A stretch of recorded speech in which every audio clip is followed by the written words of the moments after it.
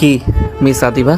ও sorry, আপনার তো গত 2 ঘন্টা 20 মিনিট 33 সেকেন্ড আগে ইসলামী শরীয়ত মোতাবেক এবং আইন মেনে নবীন চৌধুরীর একমাত্র ছেলে নীল চৌধুরীর সঙ্গে বিবাহ সম্পন্ন হইয়াছে। তাই আপনাকে তো এখন মিস বলাটা অন্যায়, তাই না মিসেস আদিবা? বলেছিলাম না আপনি যত যাই করে নিন, বিয়েটা আপনার আমাকে করতে হবে। কি মিলল তো আমার কথা? তুই এটা কেন করলি নীল? আমি তোর কি ক্ষতি করেছিলাম? তাহলে তুই কেন আমার এত বড় সর্বনাশটা করলি? সর্বনাশ? কি বলছো এসব তুমি সুইটহার্ট? আমি তো আরও তোমাকে সর্বনাশ হওয়ার হাত থেকে বাঁচালাম। এর জন্য মিনিমাম কৃতজ্ঞতা বোধটুকু রাখো। একবার ভেবে দেখো তো, এখন যদি আমি তোমাকে বিয়ে না করতাম তাহলে তোমার এবং তোমার পরিবার এবং তোমার বাবা মার মান সম্মানটা কোথায় গিয়ে দাঁড়াতো? তুই ভুলে যাস না নীল, আমার পরিবার, আমার এবং আমার বাবা মায়ের সম্মান যাওয়ার পেছনে তুই দায়ী। সুইটহার্ট, কেন এমন অযথা কথা বলছো? আর এই তুমি আমাকে তুই বলছো কেন? অভদ্র মেয়ে, স্বামীর সঙ্গে কিভাবে কথা বলতে হয় জানো না? স্বামী মাই ফুট। তোকে আমি কখনো নিজের স্বামী হিসেবে মেনে নিব না। আর কিসের বিয়ে? কোন বিয়ের কথা বলছিস তুই? তুই যে মেয়ে, আমি বিয়ে মানি না, সেখানে তোকে স্বামী হিসেবে মানা তো ইম্পসিবল। জেগে জেগে স্বপ্ন দেখতে থাকো চান্দু, তোমার এই স্বপ্ন কখনো সত্যি হবে না। আমি আদিবা কখনোই তোকে স্বামী হিসেবে মেনে নেব না। সুইটহার্ট, আমাকে তো তোমার স্বামী হিসেবে মেনে নিতে হবে না। আমি জানি তুমি আমাকে স্বামী হিসেবে কখনো মেনে নিবে না। তো কি হয়েছে? আমি তো তোমাকে নিজের স্ত্রী হিসেবে মেনে নিয়েছি। এতেই আমাদের দুজনের সংসার শুধু চলবে না, দৌড়াবে। এই অসভ্য ছেলে, কি সব ফালতু কথা বলছিস তুই? তুই কি ভুলে গেছিস আমি তোর বন্ধুর বড় বোন? আর বন্ধুর বড় বোন মানে নিজের বোন, তাই সম্মান দিয়ে কথা বল। কিঞ্চিত ভুল বললে তুমি শোনা। তুমি আমার বন্ধুর বড় বোন ঠিক, কিন্তু আমার বড় বউ। জুতা চিনিস হারামজাদা ছেলে? জুতা দিয়ে পিটিয়ে তোকে সোজা করে দিব। তোকে ভালোই ভালোই বলছি, আমার সঙ্গে এসব ফালতু কথা বলা বন্ধ কর। আর এই ছেলে, তুই আমার ঘরে কি করছিস? বের হ বলছি, এক্ষুনি বের হ। তা না হলে ঝাড়ু দিয়ে পিটিয়ে তোকে বের করব। তোদের মতো লাফাঙ্গার অসভ্য ছেলেকে কিভাবে পিটিয়ে সোজা করতে হয় তাই আদিবা খান খুব ভালো করেই জানে। আমাকে পিটিয়ে নয় সুইটহার্ট, তোমার আদর দিয়ে সোজা করতে হবে। তুই এই স্বপ্ন দেখতে থাক, আমি কখনোই তোকে আমার স্বামী হওয়ার অধিকার দিব না। তুই নিজে যদি কখনো আমার স্বামী হয়ে অধিকার নিয়ে আমার সামনে আসিস, আমার থেকে খারাপ কিন্তু কেউ হবে না। নিজের ভালো চাস তো সবসময় আমার থেকে দূরে থাকবি। তোর লজ্জা করতেছে না নিজের বন্ধুর বড় বোনকে এইসব অসভ্য কথা বলতে? না গো, আমার একদমই লজ্জা করছে না। আমার লজ্জা করছে না কারণ তুমি এখন শুধু আমার বন্ধুর বড় বোন না, তুমি এখন আমার বিয়ে করা হালাল বউ। তাই তোমার সাথে অসভ্যতামি করলে পাপ হবে না, বরং পূর্ণ হবে। আর তুমি বারবার এটা কেন ভুলে যাচ্ছ? তোমার সাথে যদি অসভ্যতামি না করি তাহলে আমার বংশবৃদ্ধি হবে কি করে? আমার নেক্সট জেনারেশনের আসতে এমনি অনেক দেরি হয়ে গেছে। এখন যদি তোমার সাথে অসভ্যতামি না করি আর তাদের আসতে যদি আরও দেরি হয়ে যায়, তাহলে তারা তো পরে আমার দিকে আঙুল তুলবে। তারা তো বলবে, বাবা সব দোষ তোমার, তুমি কেন সময় মতো আমাদেরকে পৃথিবীতে আনতে পারোনি? তোমার জন্য আমাদের স্কুলে ভর্তি হতে দেরি হয়ে গিয়েছে, আমরা পড়াশোনায় পিছিয়ে গিয়েছি। তখন আমি তাদের কি জবাব দিব? একবারও কি তা ভেবে দেখেছো? অসভ্য বর্বর ইতর ছেলে কোথাকার! তুই আমার সামনে থেকে সরে যা নীল, না হলে আমার থেকে খারাপ কিন্তু কেউ হবে না। এমনি তুই আমার অনেক ক্ষতি করেছিস, দয়া করে আমাকে আর বিরক্ত করিস না। দেখ, যা হওয়ার তা হয়ে গেছে, এখন তা ফেরানোর কোনো রাস্তা নেই। তবে ভবিষ্যতে যা হবে তা আমাদের হাতে রয়েছে। এখন আমাদের দুজনকে কোনো একটা সিদ্ধান্ত নিতে হবে। এক্স্যাক্টলি, আমিও তো তোমাকে তখন থেকে এটাই বোঝানোর চেষ্টা করছি যে আমাদের তো বিয়েটা হয়ে গিয়েছে, এখন পিছু ফেরানোর আমাদের কোনো উপায় নেই। তো এটাই সব থেকে ভালো হয় নাকি আমরা যদি সব কিছু মেনে নিয়ে নিজেদের মতো করে জীবনটাকে নতুন করে শুরু করি? দেখো আদিবা, আমি সত্যি তোমাকে অনেক ভালোবাসি। এতদিন ছোট ভাইয়ের বন্ধু পিচ্ছি পিচ্ছি বলে অনেক তুমি আমাকে নিজের থেকে আলাদা করে রেখেছ, কিন্তু আর না, আমি আর আমার ভালোবাসা থেকে বঞ্চিত হব না। তোমাকে আমার প্রাপ্য, আমার ভাগের ভালোবাসা আমাকে দিতে হবে। এই ছেলে, এই তুই নিজেকে বলছি, সেটা নিজেই শুনছিস? আমি অনেক বেয়াদব দেখেছি, কিন্তু তোর মতো অসভ্য বেয়াদব কোথাও দেখি নাই। তুই তো জানিস আমি মেহেদিকে ভালোবাসি, তুই জানিস আমি মেহেদিকে ছাড়া বাঁচতে পারবো না। তাহলে কেন তুই এমনটা করলি? কেন তুই আমার এই সর্বনাশটা করলি? কেন তুই আমাকে মেহেদির থেকে আলাদা করে দিলি? কি অন্যায় ছিল আমার? কি ক্ষতি করেছিলাম আমি তোর? আর রইল বাকি ভালোবাসার কথা, তাহলে কান খুলে শুনে রাখ। আমি আগেও মেহেদিকেই ভালোবাসতাম, এখনো মেহেদিকেই ভালোবাসি এবং ভবিষ্যতেও মেহেদিকেই ভালোবাসবো। আমার জীবনে যত ভালোবাসা আছে সব মেহেদির জন্য। তাই আমার সঙ্গে এইসব অসভ্যতা অভদ্রতা বন্ধ কর। নীল, তোকে তো আমি অনেক স্নেহ করতাম, তোকে আর আবিরকে আমি কখনো আলাদা করে দেখিনি।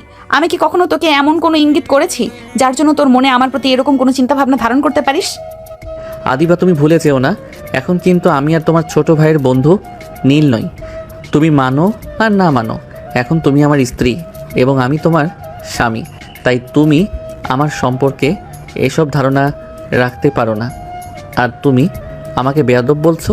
তুমি তো বেয়াদব নারীর মতো স্বামীর সামনে দাঁড়িয়ে পরপুরুষকে ভালোবাসার কথা বলছো। আমি ভালো আছি, আমাকে ভালো থাকতে দেওয়া। আদিবা, আমাকে খারাপ হতে বাধ্য করো না। আমি তোমাকে সাবধান করছি, এরপরে আর সুযোগ দিব না।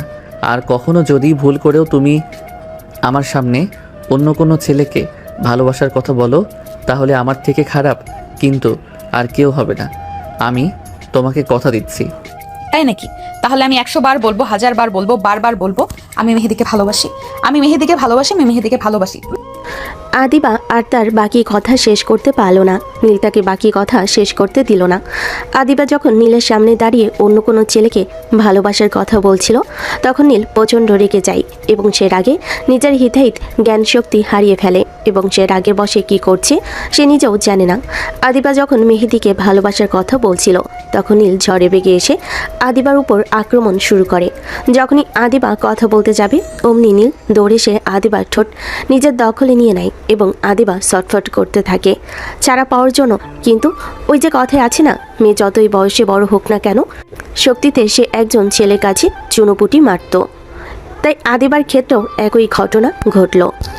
নীল যখন আদিবার উপর আক্রমণ করলো, তখন আদিবা যতই ছোটাছুটি করুক না কেন, সে নীলের শক্তির সাথে পেরে উঠল না। এরপর বেশ কয়েক মিনিট পর নীল আদিবাকে ছেড়ে দেয়।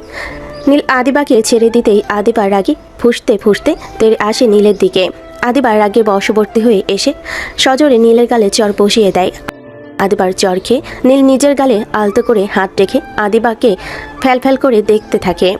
নীলকে নিজের দিকে এভাবে চেয়ে থাকতে দেখে আদিবা আরও বেশি রেগে যায় এবং রাগে গজগজ করতে করতে সে বলে, অসভ্য ছোট লোক ইতর কোথাকার, কি করলি তুই এটা আমার সাথে? তোকে বারবার বারণ করছি, তুই বারবার আমার সঙ্গে একই কাজ করতে আসিস কেন? তোর গায়ে কি মানুষের চামড়া নেই? তোর গায়ে কি অপমান বোধ লাগে না? না, লাগে না। প্রসঙ্গ যদি হয় নিজের প্রিয়তমার এবং নিজের স্ত্রীর, তাহলে আমি শুধু অসভ্য, ছোট লোক, ইতর, বেহায়া, বেয়াদব নই, জঘন্য, খারাপ হতে পারি। আমি তোমাকে বারবার বারণ করেছিলাম আমার সামনে অন্য ছেলের নাম নিও না, কিন্তু না, তোমাকে বারবার যেটাই বারণ করি তুমি সেটাই করতে থাকো। ফালতু কোথাকার! মেহেদি বাইরের ছেলে নয়, না অন্য ছেলে, বাহিরের থার্ড ক্লাস ছেলে। তুই হলি আমার জীবনে বাহিরের ছেলে। মেহেদি আমার জান, ওকে আমি নিজের থেকেও বেশি তোর এত বড় সাহস! অনেকবার তোকে সাবধান করেছি, আর না, এরপরে তোমার সাথে যা হবে এর জন্য তুমি আমাকে দায়ী করতে পারবে না। এই পুরো দায়ভার তোমার। আদিবা কথা শেষ হওয়ার আগে নীল সজোরে আদিবার গালে একটা চর মারে। এরপর রাগে বশবর্তী হয়ে হুট করে আদিবার গলা চেপে ধরে এবং দাঁতে দাঁত পিষে তাকে থ্রেট করে। আদিবা এতক্ষণ বোকার মতো ফ্যাল করে নীলের দিকে চেয়েছিল। সে হয়তো ভাবতেও পারেনি নীল এমন কিছু করবে, কারণ এখনো পর্যন্ত যতবার তার সঙ্গে নীলের কথা হয়েছে, নীল সবসময় তার সঙ্গে মজা করে হাসি খুশিভাবে কথা বলেছে, কখনো তার সামনে রুট ব্যবহার করেনি। হঠাৎ করে নীলের এমন ব্যবহার দেখে আদিবা নিজেও বেশ চমকে যায়। সে শুধু নীলের মুখের দিকে চেয়ে থাকে, কিন্তু কোনো কথার উত্তর দিতে পারে না। আর নীল এতটাই রেগে গিয়েছে যে তার ফর্সা মুখশ্রী একদম লাল হয়ে গিয়েছে। সে নিজেও আর কোনো কথা না বলে হঠাৎ করে আদিবাকে আক্রমণ করে বসে। নীল হঠাৎ করে আদিবার মাথার চুল আঁকড়ে ধরে আদিবার ঠোঁট নিজের ঠোঁটের সাথে মিশিয়ে দেয়। এবার শুধু আঁকড়ে ধরে না, বরং রাগের বশবর্তী হয়ে কামড়াতে থাকে। আর আদিবা ব্যথায় ছটফট করতে থাকে। নীল এতটাই হিংস্র হয়ে গিয়েছে যে আদিবার যে কষ্ট হচ্ছে সেটা তার নজরে হয়তো আজ আর আসছে না। যেই আদিবা একটু উফ শব্দ করলে নীলের অন্তরাত্মা উড়ে যেত। সে আদিবা এখন এত কষ্ট পাচ্ছে, তার চোখ দিয়ে পানি পড়ছে, তারপরও নীলের যেন কোনো ভ্রুক্ষেপ নেই। এক পর্যায়ে আদিবার পরনের শাড়ির আঁচল খামছে ধরে এবং আদিবা কিছু বুঝে ওঠার আগে তার টান দিয়ে আদিবার শরীর থেকে খুলে নেয়। আদিবাকে কোনো প্রতিক্রিয়া করার সুযোগ না দিয়ে আদিবার শরীরের উপর নীল নিজের অধিকার এবং বিচন শুরু করেন। আস্তে আস্তে নীল আদিবার পুরো শরীর নিজের দখলে নিয়ে আসে এবং আদিবার উপর নিজের অধিকার জাহির করে। আদিবা প্রথমে নিজেকে বাঁচানোর অনেক চেষ্টা করলেও সে নীলের সঙ্গে পেরে ওঠে না। এক পর্যায়ে আদিবা কষ্টে জর্জরিত হয়ে যায়, কিন্তু এতেও নীলের যেন কোনো রকমের কোনো মায়া হয় না। আদিবার উপর সে যেন আজকে হিংস্র প্রাণীতে পরিণত হয়েছে। এরকম কয়েক ঘন্টা আদিবার উপর অত্যাচার করার পর নীল আদিবাকে ছেড়ে দেয় এবং আদিবার পাশে শুয়ে পড়ে। এদিকে আদিবা ব্যথায় জীর্ণশীর্ণ শরীর নিয়ে বিছানার এক কোণে পড়ে থাকে। আজ আদিবার কান্না পাচ্ছে প্রচুর। প্রচুর কান্না পাচ্ছে। কেন যেন বারবার তার মেহেদির চেহারাটা চোখের সামনে ভেসে উঠছে।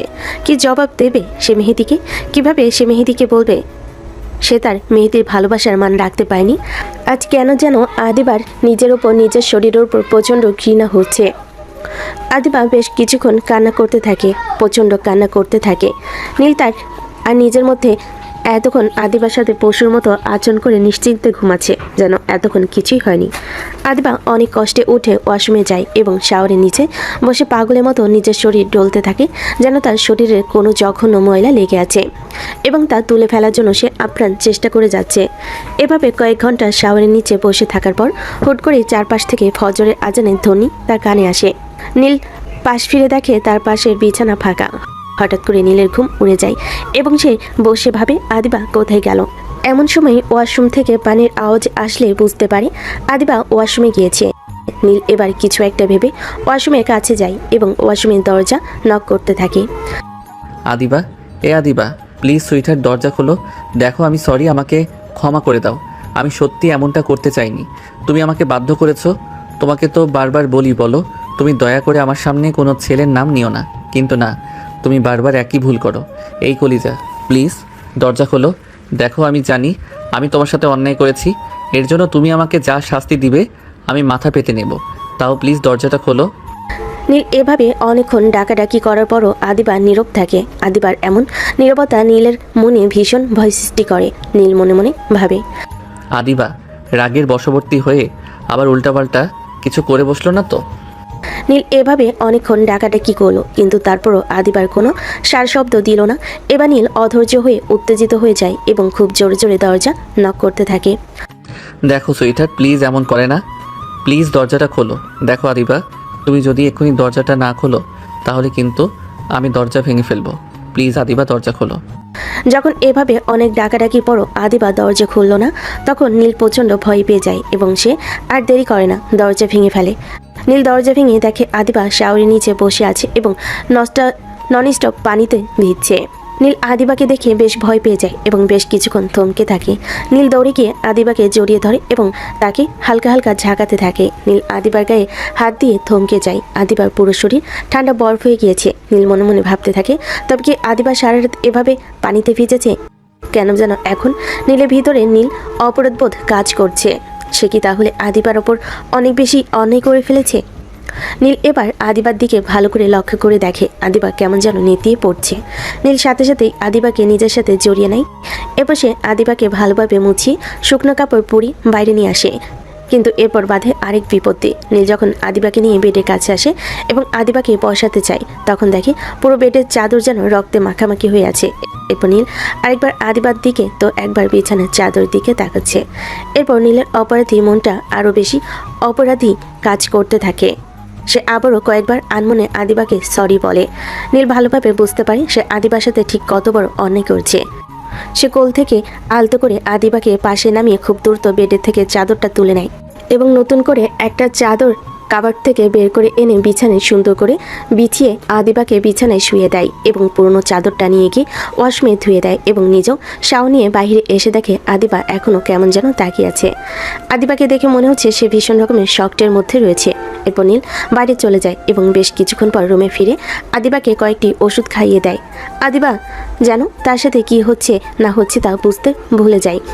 এভাবে অনেকক্ষণ অনেক চেষ্টা করে নীল আদিবাকে ঘুম পাড়াতে সফল হয়। নীল আদিবাকে ঘুম পাড়িয়ে দিয়ে সেও আদিবার পাশে ঘুমিয়ে পড়ে। সকাল 10টার সময় দরজার কড়ানাড়ার শব্দে নীলের ঘুম ভেঙে যায় এবং সে পাশে তাকিয়ে দেখে আদিবা এখনও ছোট্ট বাচ্চাদের মতো গুটিসুটি মেরে ঘুমিয়ে আছে এবং আদিবার চোখের পাশ দিয়ে পানির রেখা দেখে বোঝা যাচ্ছে আদিবা কান্না করছে। নীল আস্তে করে আদিবার পাশ থেকে উঠে গিয়ে দরজা খুলে দেয় এবং দাঁড়িয়ে দেখে আদিবার ছোট ভাই আদি দাঁড়িয়ে আছে। কি রে শালা বাবু, তুই এখানে? মানে এত মানে করছিস কেন? যা বলার ঝেড়ে কাস। আচ্ছা বাদ দে, আয় ভেতরে আয়। না, যাবো না। আচ্ছা, আপু কি ঘুম থেকে উঠেছে? নীল এবার ভালো করে আদির দিকে লক্ষ্য করে দেখে আদি কেমন যেন হেজিটেট ফিল করছে নীলের সঙ্গে কথা বলতে। নীল যখন আদিবাকে ঘরের মধ্যে নিয়ে আসার কথা বলে তখন কেমন যেন অদ্ভুত ব্যবহার করে। নীল এটা লক্ষ্য করে।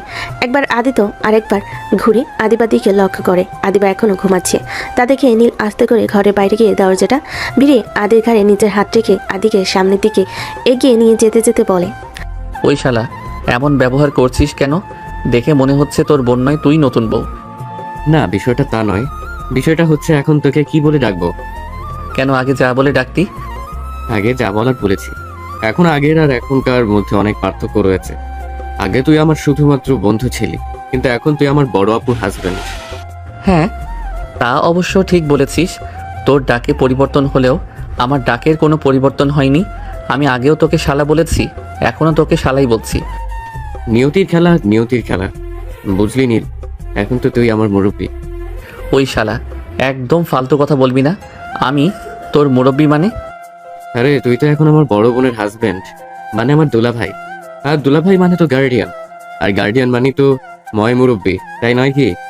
শালা বজ্জাত আদি, আর একবার যদি উল্টাপাল্টা কথা বলেছিস তো কানের উপর মেরে কান লাল করে দেব।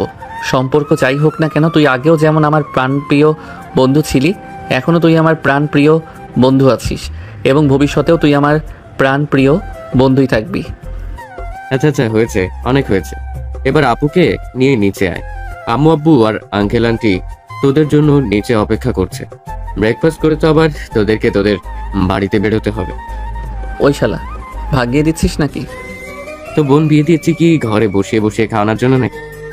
ওরে সালা, তোর বোন এত খাদক নাকি, তাই বোনকে আমার ঘাড়ে ঝুলিয়ে দিলি? ঝুলিয়ে দিয়েছি নাকি? তুই ছিনিয়ে নিয়েছিস।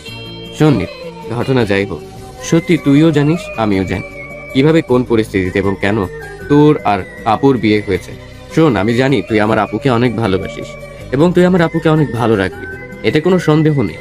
তবে যদি কখনো কোনো কারণে কোনো পরিস্থিতিতে দেখি তুই আমার আপুকে বিন্দু পরিমাণ কষ্ট দিয়েছিস, তাহলে ওই দিন তোর বাড়িতে আমার আপু শেষ দিন হবে। কতটা মাথায় রাখিস। আর হ্যাঁ, এটা কিন্তু আমার থ্রেট নয়, সতর্ক বার্তা। আমি তোদের সকলের মান রাখার চেষ্টা করব। এর জন্য যদি আমার নিজের জীবনও দিয়ে দেওয়া লাগে, আমি তাও উৎসর্গ করব। ধন্যবাদ আদি, তোকে অসংখ্য ধন্যবাদ।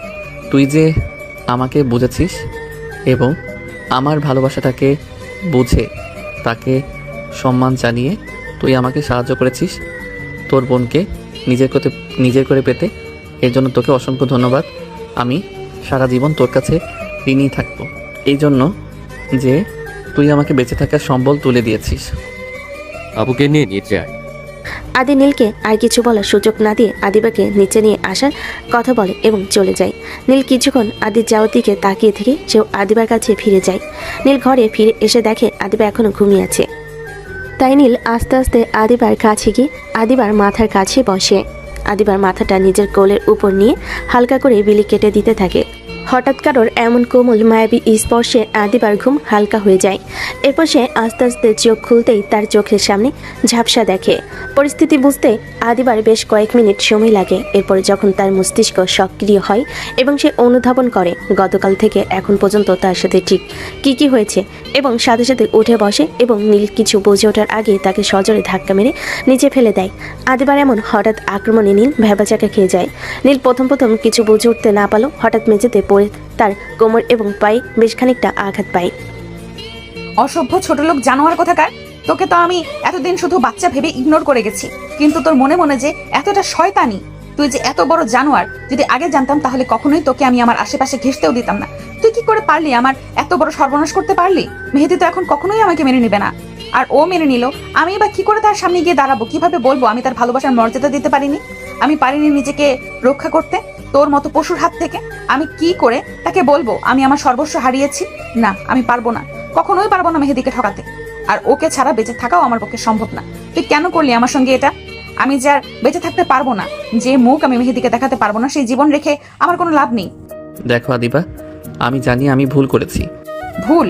তাই ভুল করেছিস, তুই অন্যায় করেছিস, জঘন্য অন্যায়। তোকে তো আমি কখনোই ক্ষমা করবো না, এই জীবনে তো পারবোই না। দেখো, তুমি শান্ত হও। আমি জানি আমার দ্বারা কাল একটা অন্যায় হয়ে গিয়েছে, কিন্তু এখন তো কিছু করার নেই। আর তাছাড়া একদিক দিয়ে দেখতে গেলে আমি কোনো অন্যায় করিনি, কারণ তুমি এখন শরীয়ত মোতাবেক আমার স্ত্রী, আইন মোতাবেক আমার স্ত্রী, তাই তোমার উপর আমার সম্পূর্ণ অধিকার আছে। আমি কোনো অন্যায় করিনি, বরং অন্যায় করেছো তুমি, এবং বারবার করছো। নিজের স্বামীর সামনে বারবার অন্য একটা ছেলেকে ভালোবাসার কথা বলছো, এটা কি অন্যায় নয়? স্বামী? কিসের স্বামী? কে মানে তোকে স্বামী? ভুলে যাস না তুই শুধু কালকে আমার সঙ্গে একটা অন্যায় করিসনি। তুই গতকাল আমার পুরো জীবনটা বরবাদ করে দিয়েছিস। তুই পরিকল্পনা করে আমাকে বিয়ে করেছিস। আমি তোকে কখনো নিজের স্বামীর মর্যাদা দেব না। আর বাকি রইল অধিকারের কথা। অধিকার তো মানুষ তখন পায় যখন বিপরীত পাশের মানুষের প্রতি সম্মান থাকে। তুই কি আমার সম্মতি নিয়ে আমার সঙ্গে কিছু করেছিস? না তো, তুই আমার সম্মতির বিরুদ্ধে গিয়ে আমার সঙ্গে অন্যায় করেছিস। আর এটাকে কি বলে জানিস? এটাকে স্বামীর অধিকার না, এটাকে রেপ করা বলে। আর তুই আমাকে রেপ করেছিস। তুই আমার পাপী, আমার রেপিস্ট। তুমি এভাবে বলতে পারো না আদিবা। দেখো, বিয়েটা কোনো ছেলে খেলা না যে তুমি আমি একবার খেললাম, খেলা শেষ, সব কিছু শেষ, তা না। বিয়েটা একটা পবিত্র বন্ধন। বিয়েটা যেভাবে হোক, যে পরিস্থিতিতেই হোক, আমাদের বিয়েটা হয়েছে, তাই আমাদের উচিত সব কিছু ভুলে আবার নতুন করে শুরু করা, নিজেদের জীবনটাকে নিজেদের মতো করে সুন্দর করে গুছিয়ে নেওয়া। হাসালি সংসার, জীবন গড়া, তাও আবার তোর মতো জানোয়ারের সঙ্গে, ইম্পসিবল। আমি কখনোই তোর সাথে সংসার করব না। আমি ডিভোর্স চাই। আমি কখনোই একজন রেপিস্টের সাথে নিজের জীবন গড়তে পারবো না। আমি মেহেদির সাথে জীবন শুরু করি বা না করি, তাও তোর মতো জানোয়ারের সঙ্গে নিজের জীবন নষ্ট করব না। আর আমি কখনোই তোকে ক্ষমা করব না। আদিবা প্লিজ একটাবার আমার কথা বোঝার চেষ্টা করো। আমি তো ভাইয়া আসবো? নিশা ডাকে আদিবা এবং নীল দুজনেই পিছন ফিরে দেখে আদিবার চাচাতো বোন নিশা নীল এবং আদিবাকে ডাকছে। নিশাকে দেখে দুজনে সংযত হয়ে যায়। তাদের মধ্যে তারা ঝামেলাটা নিশার সামনে আর ফুটিয়ে তুলতে চায় না। এরপর নিশা তাদের থেকে অনুমতি নিয়ে ওদের ঘরে প্রবেশ করে এবং তাদের দুজনকে উদ্দেশ্য করে বলে, সরি ভাইয়া, সরি আপু, আপনাদের ডিস্টার্ব করার জন্য। নাটক না করে কি বলবি বল। কোনো সমস্যা আপু? তুমি এমন করতেছো কেন? না নিশা, আসলে তোমার আপু একটু ডিস্টার্ব হয়ে আছেন তো, এই জন্য আর কি। ওনার কথা ধরো না। আচ্ছা বলো, তুমি কি বলছিলে জানো? আসলে ভাইয়া আপনাকে আর আপুকে সবাই নিচে ডাকছিল। আচ্ছা ঠিক আছে, তুমি যাও, আমরা আসছি। এরপর নিশা নীল আর আদিবার দিকে ভালো করে একবার লক্ষ্য করে নিচে চলে যায়। নিশা চলে যেতেই আদিবা নীলকে আর কোনো কথা বলার সুযোগ না দিয়ে নিচে চলে গেল এবং আদিবা চলে যেতে নীল তার পিছু পিছু নিচে গেল। আদিবা এবং নীল নিচে গিয়ে দেখে সকলে ডাইনিং টেবিলে তাদের জন্য বসে বসে অপেক্ষা করছে। নীল কোনো কথা না বলে চুপচাপ গিয়ে আদিবার বাবার পাশে একটা চেয়ার ফাঁকা ছিল, সেটা টেনে বসে পড়ল। নীল বসার পর আদিবা যখন টেবিলের কাছে গেল তখন গিয়ে দেখে টেবিলে মাত্র একটি চেয়ার ফাঁকা আছে, তাও আবার সেটা নীলের পাশে।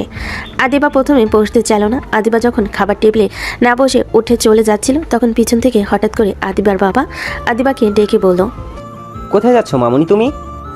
আমার খিদে নেই বাবা। খিদে নেই বললেই হবে? আর তাছাড়া আবার কবে তোমার সঙ্গে একসঙ্গে বসে খেতে পারবো তা জানা নেই। তাই বলছি কি আম্মু, তুমি এসো আমার পাশে এসে বসো এবং বাবার সঙ্গে বসে খাও। আর কবে খেতে পারবো না মানে? বুঝলাম না বাবা। দেখো মেয়ের কাণ্ড। আম্মু, তুমি কি ভুলে যাচ্ছ গতকালকে যে তোমার নীল বাবার সঙ্গে বিয়ে হয়েছে? তার শ্বশুর বাড়িতে যেতে হবে না? কেন বাবা, আমাকে তাড়িয়ে দেওয়ার এত তাড়া ছিল তোমার? এমন করে কেন বলছো মামুনি? তাহলে কেমন করে বলবো বাবা? তুমি তো খুব ভালো করেই জানতে আমি সবে মাত্র অনার্স ফার্স্ট ইয়ারে পড়ি। তাহলে এত তাড়াতাড়ি আমার বিয়ে দেওয়াটাকে খুব জরুরি ছিল? আমাকে অনার্স কমপ্লিট করার সুযোগটুকু কেন দেওয়া হলো না? আমি কি তোমাদের কাছে খুব ভারী হয়ে গিয়েছিলাম? এমন করে বলো না মা। তুমি কি বোঝো না বাবার কষ্ট হয়? আর মেয়েরা কখনো বাবার কাছে ভারী হয় না মা। মেয়েরা তো বাবার অহংকার, বাবার গর্ব। তুমি কি করে বাবাকে কথাটা বলতে পারলে মা? তাহলে কেন তুমি আমাকে এত তাড়াতাড়ি বিয়ে দিয়ে দিলে, তাও আবার আমাদেরই ছোট ভাইয়ের বন্ধুর সাথে, যে কিনা আমার থেকেও 2 বছরের জুনিয়র? এখন আমি আমার বন্ধু বান্ধবদের কিভাবে বলবো আমি একজন আমার থেকে 2 বছরের জুনিয়র ছেলেকে বিয়ে করেছি? যাবা তুমি আমাকে বিয়ে দিলে, কিন্তু জুনিয়র ছেলে দেখে কেন বিয়ে দিলে? দেশে কি আর কোনো ছেলে ছিল না? মা, এটা হারাম কিছু নয়। আর তাছাড়া আমাদের ধর্মে এর কোনো নিষেধাজ্ঞা জারি করা নেই। তাহলে তোমার নীল বাবাকে নিজের স্বামী হিসাবে মেনে নিতে সমস্যাটা কোথায়? বাবা প্লিজ, আমি কোথাও যেতে চাই না। আমি তোমাদের ছাড়া থাকতে পারবো না। প্লিজ আমাকে কোথাও যেতে দিও না। আমি কিন্তু মরে যাবো বাবা। বাবা, আমার তোমাদের ছাড়া থাকতে খুব কষ্ট হবে। প্লিজ বাবা, আমাকে যেতে দিও না। দেখো মেয়ের কাণ্ড, এভাবে বলতে হয় না মা। সব মেয়েদেরই একদিন না একদিন তার আপন ঘর, তার স্বামীর ঘরে চলে যেতে হয়। যুগের পর যুগ এটাই হয়ে আসছে। এটাই আমাদের মেয়েদের জীবনের সব থেকে বড় সত্য। কিন্তু মা, আমি তো এত তাড়াতাড়ি এত বড় সত্যের সম্মুখীন হতে চাইনি। তাহলে কেন তোমরা আমাকে এত তাড়াতাড়ি এত কঠিন একটা সত্যের সম্মুখীন করে দাঁড় করালে? এটার কি খুব প্রয়োজন ছিল? এভাবে বলতে হয় না আম্মু। তাছাড়া তুমি তো খুব একটা দূরে যাচ্ছ না। তোমার তো কপাল ভালো, তুমি আমাদের পাশেই থাকবে। তুমি তো শুধু ফ্লোর চেঞ্জ করছো, 2nd ফ্লোর থেকে 3rd ফ্লোরে যাচ্ছ। কিন্তু অন্য মেয়েদের কথা চিন্তা করে দেখো তো, তারা তাদের বাবা মা, পরিবার, ভাই বোন, আত্মীয় স্বজন, বন্ধু বান্ধব সকলকে ছেড়ে মাইলের পর মাইল দূরে গিয়ে কিভাবে থাকে। মা আমার মন খারাপ করে না। তোমাদের কি আমাকে ছাড়া থাকতে একটু কষ্ট হবে না আব্বু আম্মু? আদিবার আব্বু আম্মু আদিবার কথা শুনে দুজনের চোখ ছলছল আদিবার দিকে তাকায় এবং আদিবার আড়ালে নিজেদের চোখের পানি খুব যত্ন সহকারে মুছে। আদিবা সামনে মুচকি হেসে তাকে বলে, আমাদের কষ্ট কেন হবে আম্মু? আমাদের মাটা তো আমাদের থেকে বেশি দূরে যাচ্ছে না। আমাদের আম্মুটা তো আমাদের আশেপাশে থাকবে। আমার মার যখন আমাদের দেখতে পছন্দ হবে তখন সে চলে আসতে পারবে, এবং আমাদের যখন আমার আম্মুটাকে খুব দেখতে ইচ্ছে করবে তখন আমরা চলে যাব আমার আম্মুর কাছে। কি আম্মু তুমি আমাকে তোমাদের বাড়িতে যেতে দিবে না? আর ভাই সাহেব, আপনাদের কোনো অসুবিধা আছে যদি আমার আম্মুটা আমাদের কাছে আসে বা আমরা আমাদের আম্মুর কাছে যাই? আদিবার বাবা যখন আদিবার শ্বশুর শাশুড়ি মানে নীলের বাবা মাকে উদ্দেশ্য করে এই কথাটি বলে, তখন আদিবার বাবা মার কথা শুনে নীলের বাবা মা হাসি মুখে তাদের দিকে এগিয়ে আসে এবং আদিবাকে আলতো করে নিজের সাথে জড়িয়ে নিয়ে হাসি মুখে বলেন, কি বলছেন কি ভাই সাহেব? আদিবাকে তো কখনো আমরা নিজের মেয়ে ছাড়া অন্য নজরে দেখিনি। ছোট থেকে নিজেদের সামনে বেড়ে উঠতে দেখেছি মেয়েটাকে। আমাদেরও খুব শখ ছিল আমাদের আদিবার মতন একজন হাসি খুশি প্রাণোচ্ছল সুন্দর মিষ্টি একটা মেয়ে থাকবে, কিন্তু আল্লাহর ইচ্ছা ছিল অন্য কিছু। তাই আল্লাহ আমাদের ঘরে আদিবার মতন মেয়ে না দিয়েছে নীলের মতন একজন ছেলে। কিন্তু তারপরও মনের মাঝে একটা সুপ্ত বাসনা ছিল একটা মেয়ের। তাই যখনই আদিবার হাসি মুখ দেখতাম তখনই মনে হতো আমার যদি এমন একটা মিষ্টি মেয়ে থাকতো। আবার কয়েকবার মনে মনে এটাও ভেবেছি, আদিবার মতন করে কেন আদিবাকে যদি আমাদের বাড়িতে নেওয়া যেত। কিন্তু কিভাবে নিব? আদিবাকে যে পুত্রবধূ করার বাসনা মনে আসেনি তা কিন্তু নয়, এসেছে। কিন্তু সমাজ পরিবেশ পরিস্থিতির ভয়ে বা আপনারা যদি আপনাদের মেয়ের থেকে বয়সে ছোট ছেলের সঙ্গে নিজের মেয়ের বিয়ে দিতে না চান, এতে যদি আমাদের সম্পর্ক নষ্ট হয় বা আদিভাই যদি আর কখনো আমাদের বাড়িতে না আসে, আমাদের সাথে দুষ্টুমি না করে, তাহলে আমাদের চলবে কিভাবে? এই ভয়ও অনেকবার মনের মধ্যে আশা বাসনাটাকে দাবিয়ে রেখেছি, কখনো মাথা চাড়া দিয়ে উঠতে দেইনি। কিন্তু ভাগ্যের কি খেলা দেখুন, যেটা চেয়েছি আল্লাহ আমার মনের বাসনা পূরণ করেছে। মামনি তাকে আমার মা বানিয়ে দিয়েছে। তাই আমার মা যখন যা চাইবে তাই করতে পারবে। সে যদি চায় এখানে থাকতে পারবে এবং তার যখন ইচ্ছা সে তার বাবা মায়ের কাছে এসে সময় কাটাতে পারবে। এতে আমাদের কোনো আপত্তি নেই। কি তাই তো নিজের মা? একদমই তাই। আসলে প্রথমে আমার মাথায় এটা আসলেও ও যখন নীলের সঙ্গে আদিবার বিয়ের কথা হয় তখন আর মনের মাঝে না প্রসঙ্গটা আসেনি। কেন জানি না বলতে ইচ্ছা করেনি। এই বা এই মিষ্টি মেয়েটাকে হাতছাড়া করতে চাইবে, তাই আমি যখন ওই সুযোগ পেলাম তখন সুযোগটা লুফে নিলাম। আমরা তো আমাদের মেয়েটাকে সাদরে নিজের করে গ্রহণ করে নিলাম, কিন্তু আমাদের মেয়েকে আমাদেরকে নিজের করে নিতে পেরেছে? এটা তো জানার প্রশ্ন, তাই না? প্রশ্নটি করে নীলের মা আদিবার দিকে এগিয়ে আসে এবং আদিবার এক হাত নিজের মুঠোয় নিয়ে এবং মাথায় আলতো হাতে বলে। আদিবাকে নরম কণ্ঠে জিজ্ঞেস করে, আমু, আমাদেরকে নিজের করে গ্রহণ করেও ও নেওয়া যায় না? আমরা তো ছোটবেলা থেকে তোকে কখনো অন্য চোখে দেখিনি, নিজের মেয়েই মনে করেছি। তুই কি আমাদের নিজের বাবা মা মনে করতে পারিস না? তুই কি পারিস না নীলের মতো করে আরেকটা সন্তান হয়ে উঠতে? আমাদের এই চাওয়াটাকে কি খুব অন্যায় হয়ে যাবে? আদিবা নীলের বাবা মায়ের কথা শুনে কি বলবে ঠিক বুঝে উঠতে পারে না। সে ভিতর থেকে ভীষণ দুর্বল হয়ে পড়ে।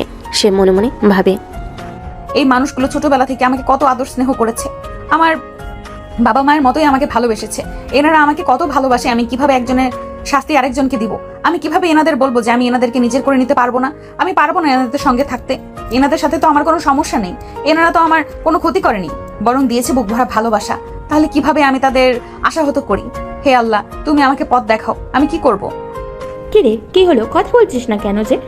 কেন, কি সমস্যা? তবে কি তুই আমাদের গ্রহণ করতে পারবি না আমাদেরকে নিজেদের করে নিতে? আদিবা নীলের মায়ের কথা শুনে চলো চোখে নীলের মায়ের দিকে তাকায় এবং এক পলক নীলের দিকে তাকায়।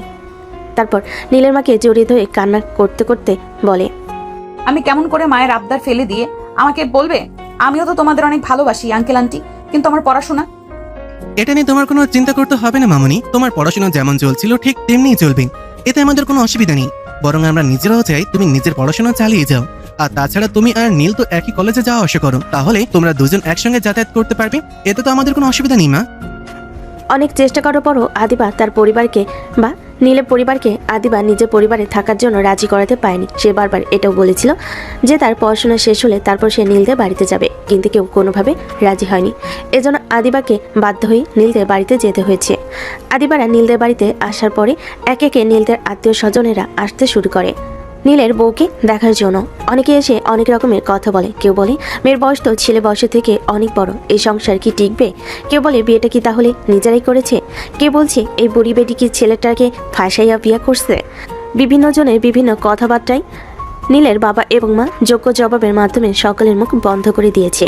নীলের মায়ের কথা ছিল, ছেলে আমার, বৌমা আমার, আমাদের কোনো অসুবিধা হচ্ছে না তো আপনাদের কিসের অসুবিধা? আমার ছেলের বউ বড় হোক, বুড়া হোক, চূড়া হোক, সব আমাদের। এতে আপনাদের কোনো আপত্তি নেই তো? এতে আমাদের তো কোনো আপত্তি নেই, তাহলে আপনাদের এত মাথা ব্যথা কিসের হচ্ছে? কিসের জন্য আমি এটাই তো বুঝতে পারছি না। শুনুন, আপনাদের ডাকা হয়েছে আমার ছেলে মেয়েকে দোয়া দেওয়ার জন্য। আপনাদের যদি এমন করে আমার ছেলে মেয়েদের কথা শোনানোর থাকে তাহলে প্লিজ এবার আপনারা আসতে পারেন। আপনাদের মতো আত্মীয় স্বজন আমার অন্তত দরকার নেই। অনেক অপমানিত বোধ হয়। চুপ হয়ে গেছে তো অনেকে চলে গিয়েছে। এতে অবশ্য আদিবার বাবা মা কারোরই কিছু যায় আসে না। আদিবার প্রথম প্রথম খারাপ লাগতো। পরবর্তীতে নীলের বাবা মা যখন তার সম্মান বাঁচানোর জন্য এভাবে নিজেদের আত্মীয়র সঙ্গে আত্মীয়তা নষ্ট করতে চায়, এটা দেখে আদিবা আর শান্ত থাকতে পারে না। দৌড়ে গিয়ে নীলের বাবা মাকে জড়িয়ে ধরে। আজে বাজে মনে মনে কষ্ট পায়। আদিবা মনে মনে কষ্ট পেয়েছিল। এটা বুঝতে পেরে নীলের বাবা মা দুজনে আদিবাকে নিজেদের বাহুডরে জড়িয়ে নেয়। এভাবে সারাদিন বিভিন্ন আচার অনুষ্ঠান এবং খাওয়া দাওয়ার মধ্য দিয়ে খুব ভালোভাবে দিনটা কেটে যায়। সারাদিন একবারও নীল আদিবার সামনে উপস্থিত হয়নি, আদিবাকে বিরক্ত করেনি। কিন্তু কথায় আছে না, পাখি সারাদিন বলে জঙ্গলে উড়ে বেড়ালেও সন্ধ্যাবেলা তাকে নিড়ে ফিরতেই হয়। ঠিক তেমনই সারাদিন নীল আদিবার সামনে না আসলেও রাতের বেলা তাকে আদিবার সাথে একই ঘরে আসতে হয়। আসতে হয় বলতে ভুল হবে। নীলের কাজিনরা এবং বন্ধু মহলরা সকলে জোর করে নীলকে নীলের ঘরে দিয়ে যায় আদিবার কাছে। হুট করে দরজা লাগানো শব্দে আদিবা পিছন ফিরে তাকিয়ে দেখে নীল এসেছে। নীল আদিবাকে দেখা মাত্র তার মাথা নত করে ফেলে। আদিবা নীলের এরূপ অবস্থা দেখে তাচ্ছিল্য ভরা একটা হাসি দেয় এবং আস্তে আস্তে নীলের সামনে এগিয়ে গিয়ে নীলের মুখ উঁচু করে বলে, কি চলে এসেছিস তো নিজের চাহিদা মেটাতে? আসলে ভালোবাসা কিছু না। তোর এতদিনের লালসা ছিল আমার শরীরের উপর, এই জন্য যখন সুযোগ পেয়েছিস তখনই ঝাঁপিয়ে পড়েছিস। তোরা ছেলে জাতটাই খারাপ। জেনে একটা অবলা মেয়েকে অসহায় পেয়ে গেছিস, অমনি ভোগ করতে শুরু করে দিয়েছিস। তাহলে আজকে এত ভালো সাজার নাটক করার কি আছে? যা করার তা করে ফেলেছিস। আবার তো এসেছিস, আমার শরীরকে খুব ভালো লেগেছে। তাহলে আর দেরি করছিস কেন? যা করতে এসেছিস করে বেরিয়ে যা ঘর থেকে। তোর চেহারা আমার দেখতে ইচ্ছে করছে না। আদিবা, এবার কিন্তু তুমি খুব বেশি বেশি করছো। বেশি করছি? ও আচ্ছা, আমি বেশি করছি তাই না? তাহলে তুই গতকাল কি করেছিস ভুলে গেছিস সব?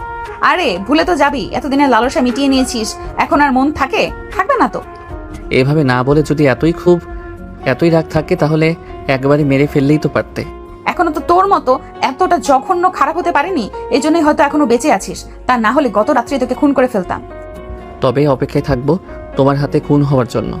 কথাটি বলে নীল আদিবাকে পাশ কাটিয়ে গিয়ে একটা কাঁথা এবং বালিশ নিয়ে ফুলরে বিছিয়ে শুয়ে পড়ে এবং আদিবাকে লক্ষ্য করে বলে, আপাতত কিছুদিন এভাবে সহ্য করে নাও, কারণ এখন যদি এই ঘর থেকে বেরিয়ে যাই, বাড়িতে অনেক আত্মীয় স্বজন পাড়া প্রতিবেশী আছে, তারা বিভিন্নভাবে বিভিন্ন রকমের কথা শোনাবে। আর আমি চাই না আমাদের কথা বাইরের কেউ জানুক এবং তা নিয়ে তোমাকে, আমাকে বা আমাদের পরিবারকে কোনো কথা শোনাক। আশা করব তুমিও এতটুকু অ্যাডজাস্টমেন্ট করবে। আর পাড়া প্রতিবেশী বাড়ির লোকজন চলে গেলে তোমাকে তোমার প্রপার প্রাইভেসি দিয়ে দিব। রুম থেকে বেরিয়ে যাব আর আসবো না। যত সব থার্ড ক্লাস ড্রামা। এভাবেই বেশ কিছুদিন কেটে যায়। এর মধ্যে নীল একবারও আদিবাকে ডিস্টার্ব করেনি। না আদিবা অযথা নীলকে ডিস্টার্ব করেছে বা নীলের সঙ্গে কোনো কথা বলেছে। যদিও নীল কয়েকবার চেষ্টা করেছিল, সরি বলেছিল আদিবাকে, কিন্তু তারপরও আদিবা কোনোভাবে নীলকে পাত্তা দেয়নি। আজ আদিবা এবং নীলের বিয়ে হওয়ার এক সপ্তাহ, তাই আদিবা সিদ্ধান্ত নিয়েছে আজকে থেকে সে কলেজে যাবে। এতে নীলের বাবা মা সম্মতি দিয়েছে এবং তারা বলেছে নীলকে তাকে নিয়ে আসতে। প্রথমত আদিবা নীলের সঙ্গে যেতে না চাইলেও পরবর্তীতে নীলের বাবা মায়ের জোড়াজোড়িতে আদিবা রাজি হয় নীলের সঙ্গে কলেজে যাতায়াত করতে।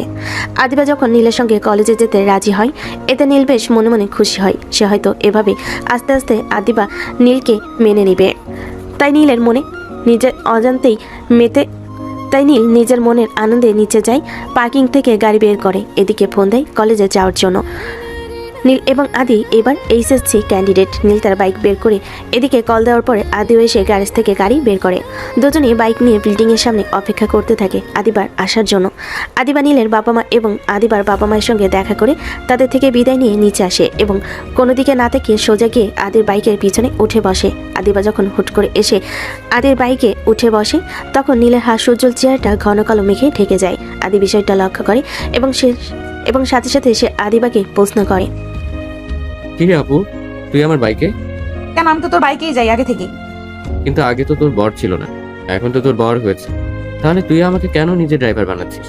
বড় মাই ফুট, ফালতু কথা না বলে গাড়ি স্টার্ট দে। আর যদি তোর আমাকে নিয়ে যেতে অসুবিধা হয় তাহলে বল, আমি একাই চলে যাচ্ছি।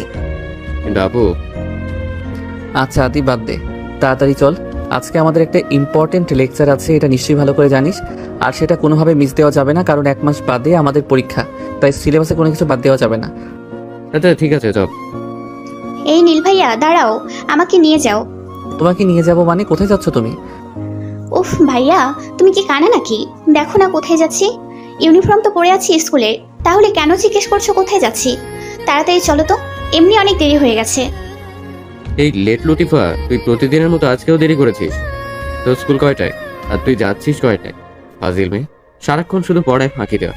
ভালো করে পড়াশোনাটা কর, বুঝলি? না হলে কাকা তোকে কোনো এক কাজে ছেলের সাথে বিয়ে দিয়ে দেবে, তখন লোকের বাসায় কাজ করে খাওয়া না। এই সোনাদি ভাইয়া, বেশি কথা বলবি না। আমার কামের ছেলের সাথে বিয়ে হবে মানে?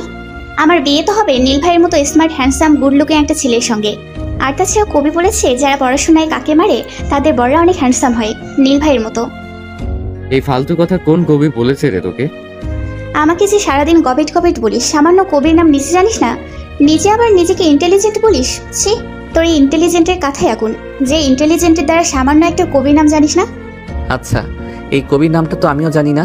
আরে ভাইয়া, হ্যান্ডসাম ছেলেরা কবিতা পড়ে না আমি জানি, তাই তোমাকে বলিনি, ওই বলদকে বলেছি। যাই হোক, তোমার জানার জন্য বলে দিচ্ছি, কবি নিশানন্দ দাস বলেছে এই লাইনটি।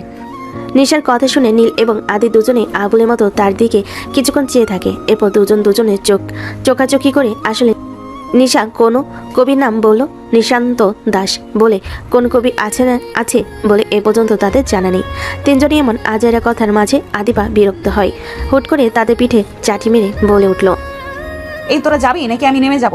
আমার কিন্তু এবার ভীষণ বিরক্ত লাগছে। আদিবার কথা শুনে নিশা ভয় পেয়ে যায় এবং দ্রুত নীলের বাইকের পিছনে উঠে পড়ে। এরপর আদি এবং নীল দুজনে বাইক স্টার্ট করে। তাদের তিনজনের কলেজে যেতে প্রথমে নিশার স্কুল পড়ে। নিশা 10ম শ্রেণীর বিজ্ঞান বিভাগের ছাত্রী। তাকে দেখতে লাগে অলস, কিন্তু তারপরও দুর্দান্ত মেধাবী একজন ছাত্রী। তারা নিশার স্কুলের সামনে আসলেই নীল গাড়ি ব্রেক করে এবং নিশা গাড়ি থেকে নেমে আদির দিকে মুখ ভেঙচি দিয়ে নীলের দুগাল টেনে আদরে গলায় বলে, ধন্যবাদ ভাইয়া, এত দুর্দান্ত একটা লিফট দেওয়ার জন্য। রোজ আমাকে এভাবে লিফট দিয়ে দিও। জো হুকুম ম্যাডাম। যত সব আলগা পিরিত। আদি এবং নীল কলেজ গেটে গিয়ে বাইক ব্রেক করতে আদিবা দ্রুত গতিতে বাইক থেকে নেমে কলেজের ভিতরে প্রবেশ করে। আদিবাকে কলেজে প্রবেশ করতেই তার বান্ধবী বন্ধু তাকে ঘিরে ধরে। এরপর তারা একের পর এক আদিবাকে প্রশ্ন করতে থাকে।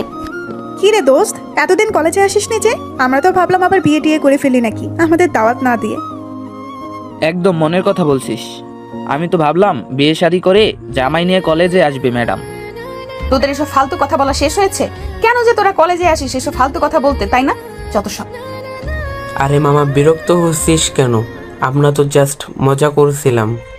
হ্যাঁ, অনেক হয়েছে, অনেক মজা নিয়েছিস আমাকে নিয়ে। আমি তো তোদের মজা নেওয়ার জোকার, তাই না? চল কলেজে যাই, এমনি অনেকদিন ক্লাস করি নাই, সামনে আবার মিড টার্ম পরীক্ষা, কি করব না করব কিছুই বুঝতে পারতেছি না, তাই জন্যই চলে এলাম ক্লাস করতে। এই দেখো, আমাদের বিদ্যাসাগর চলে এসেছে। এতদিন তো কলেজে আসেই নাই। আসে না, যদিও বা আসলো, তিনি সাহেবের আবার ক্লাস করা লাগবে। চল ভাগ, ক্লাস করা লাগবে না, চল যাই, গিয়ে আড্ডা দিই, ক্যান্টিনের দিকে যাই, চল। আদিবা না যেতে চাইলেও আদিবাকে তার বন্ধু বান্ধবরা সকলে জোর করে আদিবাকে নিয়ে ক্যান্টিনের দিকে চলে যায়। নীল এবং আদি গ্যারেজে বাইক পার্ক করে এসে দেখে আদিবা তার বন্ধু বান্ধবদের সাথে ক্লাসে আগে ক্যান্টিনের দিকে যাচ্ছে। আদিবাকে ক্যান্টিনের দিকে যেতে দেখে নীল ভুরু কুঁচকে যায়। সে আদিকে উদ্দেশ্য করে বলে, এই তোর বোনের নাকি অনেক ইম্পর্টেন্ট ক্লাস আছে, সামনে পরীক্ষা, এই ক্লাস কোনোভাবে মিস দেওয়া যাবে না, তাই তাকে কলেজে আসতেই হবে। তাহলে তোর বোন এখন ক্লাস না করে ক্যান্টিনের দিকে যাচ্ছে কেন? তা আমি কি করে জানবো আজব? তুই জানবি না মানে? তোর না বড় বোন খোঁজ নিবি না? আশ্চর্য, আমার বোন হওয়ার আগে ভুলে যাস না, সে এখন তো স্ত্রী, তাই আমার খোঁজ নেওয়ার দায়িত্ব, আগে তার সকল খোঁজ খবর রাখার দায়িত্ব তোর। ভুলে যাস না এই কথা। দেখ দোস্ত, তোর বোন তো আমাকে সহ্য করতে পারে না, তাই প্লিজ তুই একটাবার খোঁজ নিয়ে দেখবি। আরে বাদ দে, চল আগে আমরা আমাদের ক্লাস করে আসি। আর তাছাড়া আপু এখন ছোট নেই, আর ভালো মন্দ বোঝার যথেষ্ট পরিমাণ বয়স হয়েছে, তাই তাকে জোর করে কিছু করানোর মতো এখন কিছু নেই। তাই চল আমরা আমাদের ক্লাস করে আসি, তারপরে দেখছি ওর সঙ্গে কথা বলছি। আদি আর নীল নিজেদের ক্লাসের দিকে যায়। আদি এবং নীল টানা 2 ঘন্টা ক্লাস করে বাইরে আসে। এরপর তারা আড্ডা দেওয়ার জন্য অন্যান্য বন্ধু বান্ধবের সঙ্গে ক্যান্টিনের উদ্দেশ্যে যায়। সেখানে গিয়ে নীলের পা যেন থমকে যায়। এগিয়ে দেখছে সে, এটা তো আদিবা। আদিবা মেহেদির হাতে হাত রেখে বসে আছে এবং বেশ হেসে হেসে কথা বলছে তারা। হঠাৎ করে নীলের কি যেন হলো, সে আর সেখানে দাঁড়িয়ে না থেকে দ্রুত আদিবা এবং মেহেদির দিকে এগিয়ে গেল এবং আদিবা এবং মেহেদির হাত ধরে টান দিয়ে মেহেদির থেকে আদিবাকে ছাড়িয়ে দেয়। হঠাৎ আকস্মিক ঘটনায় মেহেদি এবং আদিবা দুজনেই ভরকে যায়। আদিবা যখন লক্ষ্য করে দেখে এ আর কেউ নয়, সে আর এক মুহূর্ত দেরি না করে ঠাস করে নীলের গালে চর বসিয়ে দেয়। চরের শব্দে ক্যান্টিনের চারপাশে সকলে তাদের দিকে আঙ্গুল লক্ষ্য করে এবং হঠাৎ চরের শব্দে চারপাশে সকলে তাদের দিকে লক্ষ্য করে। এরপরে আদিবা আঙ্গুল ইশারা করে চিৎকার করে বলে, ছোট লোক জানোয়ার কোথাকার, দিন দুপুরে পাবলিক প্লেসে ইফটিজিং করছিস, মেয়েদের গায়ে হাত দিচ্ছিস, তোর এত বড় সাহস? বেবি, কে এটা? চিনো তুমি একে? অসম্ভব বাবু, আমি কি করে এসব রাস্তার পাতি পোলাপেনকে চিনবো? আদিবার কথা শোনা মাত্রই মেহেদি আর এক মুহূর্ত দেরি না করে দ্রুত গতিতে নীলের শার্টের কলার চেপে ধরে এবং তাকে আঘাত করতে নিবে। এমন সময় হঠাৎ করে আদি এসে মেহেদির হাত ধরে ফেলে এবং আদি রেগে গিয়ে আদিবা এবং মেহেদিকে কিছু বলতে যাবে। এমন সময় নীল আদিকে আটকে দিয়ে এবং কান্না জড়িত গলায় বলে, ছেড়ে দে আদি, আমাদের মতো রাস্তার ছাত্রী পোলাপাইনের সঙ্গে এটা যায়, এটা কোনো বিষয় না। সরি, দুঃখিত, ক্ষমা করে দিবেন। আসলে আমরা রাস্তার ছেলে পেলে তো, তাই পরিবেশ পরিস্থিতি বুঝে কি ব্যবহার করতে হয় জানি না, তাই আপনার সঙ্গে খারাপ ব্যবহার করে ফেলেছি। যদি পারেন তো আমাদেরকে ক্ষমা করে দিবেন, আর কখনো আপনার সামনে আসবো না বা আপনাকে বিরক্ত করব না। আদি সেখানে আর এক মুহূর্ত না দাঁড়িয়ে নীলকে নিয়ে সেখান থেকে চলে আসে এবং আসার সময় আদিবাকে উদ্দেশ্য করে এটা বলে আসতে বলে যে, আজকে তুই যেটা করলি আপু একদম ঠিক করলি না। দেখিস, এর জন্য তুই একদিন খুব পস্তাবি। হয়তো সেদিনটা অনেক বেশি দেরি হয়ে যাবে, কিন্তু তোর কিচ্ছু করার থাকবে না। সত্যি কি খুব আমি বেশি করে ফেলেছি? না, কিছু বেশি হয়নি। ও আমার সঙ্গে যেটা করেছিল তার কাছে এটা কিছুই না। আদিবা সারাদিন বন্ধুদের সাথে আড্ডা দিয়ে বাড়ি ফেরার পথে আদিকে কয়েকবার খুঁজেছে ফোন দিয়ে, কিন্তু আদির ফোন বন্ধ পেয়েছে। আদিবা ভেবেছে হয়তো আদি তার উপরে রাগ করেছে, তাই সে আর দেরি না করে রিক্সা করে বাড়ি ফিরে আসে। সে বাড়িতে ফিরে প্রথমে তাদের ফ্ল্যাটে যায় এবং সেখানে গিয়ে তার বাবা মার সাথে দেখা করে। কিন্তু আদিবা আজকে একটি বিষয় লক্ষ্য করে, তার বাবা মা প্রতিদিনের ন্যায় তার সাথে কথা বলছে না, কেমন যেন একটা ব্যবহার করছে। মনে হচ্ছে যেন আদিবা খুব বড় কোনো অন্যায় করে ফেলেছে, এজন্য তার বাবা মা তাকে পুরোপুরি উপেক্ষা করছে। সে কোনো প্রশ্ন করলে তাকে কড়া গলায় উত্তর দিচ্ছে। আদিবা ভাবে হয়তো আদি বাড়িতে এসে কলেজে বিষয়টা বলে দিয়েছে, এজন্য তার বাবা মা তার উপর রাগ করে আছে। বিষয়টি বুঝতে পেরে আদিবার বেশি তার বাবা মাকে বিরক্ত না করে, কারণ সে জানে তার বাবা মা এখন তার উপর রেগে আছে, সেজন্য তারা এমন ব্যবহার করছে। আবার রাগটা যখন কমে যাবে তখন তারা আবার এমন ব্যবহার করবে না। তাই আদিবা এখানে না দাঁড়িয়ে নীলদের ফ্ল্যাটের উদ্দেশ্যে রওনা হয়। আদিবা নীলদের ফ্ল্যাটে আসার পর নীলের বাবা মাকে একদম স্বাভাবিক দেখে যেন কিছুই হয়নি। আদিবা আবারও মনে মনে ভাবে, তবে কি নীল বাড়িতে এসে কিছুই বলেনি, যেখানে তার নিজের বাবা মা তার সাথে ঠিকভাবে কথা বলছে না, এমন ব্যবহার করছে। আর যদি নীলের বাবা মার কানে আসে আদিবা তার ছেলের সঙ্গে কি করেছে, তাহলে তো তাদের আরও খারাপ ব্যবহার করার কথা, কিন্তু না, তারা তো একদম স্বাভাবিক আছে। আদিবা ভাবে তার মনে তার কিছুই জানে না, তাই আদিবা আর কিছু বলে না। তাদের সঙ্গে কৌশল বিনিময় করে আদিবা ঘরে যায়। আদিবা ঘরে গিয়ে পুরো ঘরটা ভালোভাবে পর্যবেক্ষণ করে। না, পুরো ঘর সকালে যেমন রেখে গিয়েছে তেমনই আছে, তার মানে নীল এখনও বাড়িতে আসেনি। এরপর আদিবা আর বেশি কিছু না ভেবে ফ্রেশ হয়ে চলে যায়। ফ্রেশ হয়ে এসে বেশ কিছুক্ষণ ঘরে নীলের জন্য অপেক্ষা করে। এভাবে সারাদিন চলে যাওয়ার পর যখন নীল বাড়িতে আসে না, তখন আদিবার কেন জানি অনেক খারাপ লাগতে থাকে। সেভাবে আজকের ঘটনাটা একদম ঠিক হয়নি, তাই নীলের সঙ্গে এমন ব্যবহার করা একদম উচিত হয়নি। সে মনে মনে ভাবে নীল আসলে নীলকে অন্তত একবার সরি বলা উচিত। এরপর আদিবা রাতে খাবার খেয়ে এসে আবার নীলের জন্য অপেক্ষা করতে থাকে। সে খাবার টেবিলে বসেও নীলের বাবা মাকে অনেকবার নীলের সম্পর্কে প্রশ্ন করতে চেয়েছে, কিন্তু তারা কিভাবে এভাবে হয়তো বা তার মনের ইগো তাকে বাধা দিয়েছে, তাই সে কোনো প্রশ্ন করতে পারেনি। এরপর আদিবা অনেক রাত পর্যন্ত নীলের জন্য অপেক্ষা করে। তারপরও যখন নীল বাড়িতে ফেরে না, তখন হয়তো বা ভাবে নীল আদির সঙ্গে আছে, তাই সে আর কোনো দিক না ভেবে ফোন করে। আদি ফোন কয়েকবার বাজে, কিন্তু আদি ফোন রিসিভ করে না। বেশ কয়েকবার কল দেওয়ার পরে আদি ফোন রিসিভ করে এবং বলে, হ্যাঁ আপু, কি বলবে বল। আমার ভীষণ ঘুম পাচ্ছে, আমি ঘুমাবো। নীলকে তাড়াতাড়ি বাড়িতে আসতে বল, ওর সাথে আমার কথা আছে। ওর সাথে তোর আবার কিসের কথা? আজকে এত কথা বলে পেট ভরেনি নাকি? আরো কিছু বাকি রেখেছি বলার জন্য। আদি এবার কিন্তু তুই বেশি বেশি বলছিস। তাড়াতাড়ি নীলকে বাড়িতে পাঠাও, ওর সাথে আমার কথা আছে। আর হ্যাঁ, আমি নিশ্চয়ই আমাদের মধ্যেকার ব্যক্তিগত কথা তোকে বলতে আগ্রহী নই। হাসাইলি রে আপু, তোদের আবার ব্যক্তিগত কথা? তোদের মধ্যে ব্যক্তিগত বলে কিছু রেখেছিস তোরা? ও সরি, তোরা বলতে যাব কেন? তুই রেখেছিস কোন ব্যক্তিগত কিছু? যে পাবলিক প্লেসে নিজের স্বামী সন্তান করতে জানে না, তাদের নাকি আবার ব্যক্তিগত। যাই হোক, হ্যাঁ বাদ দে, আমার অনেক ঘুম পাচ্ছে, আমি ঘুমোবো। আর হ্যাঁ, নীলা আমার সঙ্গে নেই যে আমি ওকে পাঠিয়ে দেবো। তোর সাথে নেই মানে? তাহলে সে কোথায়? তোর স্বামী কোথায় সেটা আমি কি করে বলবো? আদি প্লিজ, খেয়ালই করিস না, আবার এখন মজা করার মুড নেই। আশ্চর্য, তোর সাথে এই মাঝরাতে আমি হেয়ালি করব? এত সময় আমার আছে? আজ আমি রাখছি, সকালে আবার পৌঁছে গেছে, সেখানে যেতে হবে। টাটা, আল্লাহ হাফেজ, পরে কথা হবে। আদি আদি আদি আদিবাকে আর কিছু বলার সুযোগ না দিয়ে ফোন কেটে দেয়। এবার কেন জানি আদিবার নিজের মাথার চুল নিজেরই টেনে ছিঁড়তে ইচ্ছে করছে। কেন সে তখন নীলের সঙ্গে ওরকম ব্যবহার করতে গেল? এখন এত রাতে কোথায় গেল ছেলেটা? এই ছেলেটার এত জিদ কেন বুঝতে পায় না? এই ছেলেটার এত জিদ কেন বুঝে পায় না আদিবা? নিজে অন্যায় করবে, আবার নিজে নিরুদ্দেশ হয়ে যাবে। আশ্চর্য, এসব কথা ভাবতে ভাবতে অনেকটা সময় পার হয়ে যায়, কিন্তু তারপর নীল ঘরে আসে না। এবার আদিবার দুশ্চিন্তা হতে থাকে। সে একবার ভাবে নীলের বাবা মার রুমে নক করবে, তাদেরকে জিজ্ঞেস করবে নীল কোথায়, তারা জানে কিনা। যে ছেলে একবার বাড়িতে না আসলে তার বাবা মা পাগল হয়ে যেত, সে ছেলে আজ সারাদিন বাড়িতে আসনি, এত রাত হয়ে গেল এখনো পর্যন্ত বাড়িতে এলো না। তাহলে নীলের বাবা মা চুপ করে আছে কেন? তবে কি তারা জানে নীল কথাই? তারা যদি জেনে থাকে তাহলে একবারও আদিবাকে কথা বললো না কেন? এসব কথাই ভাবতে ভাবতে কখন যে আদিবার ঘোর লেগে গেছে সে নিজেও জানে না। হঠাৎ করে সে জ্ঞান ফিরে পায়। চারিদিকে ফজরের আজানে ধ্বনি হচ্ছে। আদিবা আশেপাশে ভালো করে লক্ষ্য করে দেখে কোথাও নীল নেই।